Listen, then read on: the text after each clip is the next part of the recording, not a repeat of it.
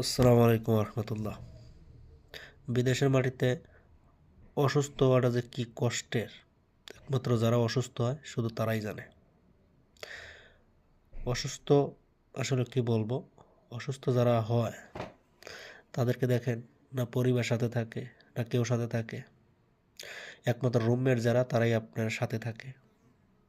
তারপরেও যদি রুমমেটগুলো যদি ডিউটিতে চলে যায়, আপনার পাশে থাকার মতো আর কেউ নেই।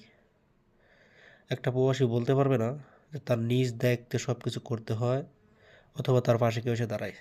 আমার মনে হয় না। একমাত্র রুমমেট হয়তো আপনাকে সাপোর্ট করবে, আর হসপিটাল আছে ওইখানে গেলে আপনাকে সাপোর্ট করবে, ওইখানে আপনি চিকিৎসা নিতে পারবেন। তাছাড়া আপনার পরিবার আপনার সাথে থাকবে না, পরিবারে একটা লোকও আপনার কি হয়েছে সহজে বুঝতে পারবে না। একমাত্র আপনি ফোনে যদি বলেন তাহলে হয়তো বা সম্ভব, নাহলে সম্ভব না। এই প্রবাসীদের জীবনে এইভাবে চলে যাবে, দুঃখ কষ্ট দিয়ে। হয়তো সীমিত দিনের জন্য সবাই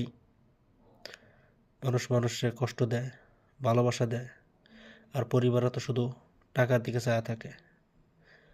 ঈদ রোজা আসছে সামনে, কখন যিনি টাকা না দিলে তাদেরকে আর ঘুম ধরে না টাকা না দেওয়া পর্যন্ত। কিন্তু একজন প্রবাসী অসুস্থ হয়ে যে তার জীবনের কত কষ্ট, কত কষ্ট কষ্ট করে একজন মানুষ, একমাত্র যে অসুস্থ হয় শুধু সেই বোঝে।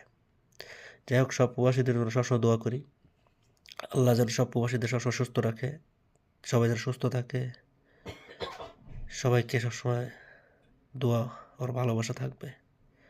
আর আমাদের জন্য দোয়া করবেন, আমরাও যেন ভালো থাকি। সবাই ভালো থাকবেন। আল্লাহ হাফেজ।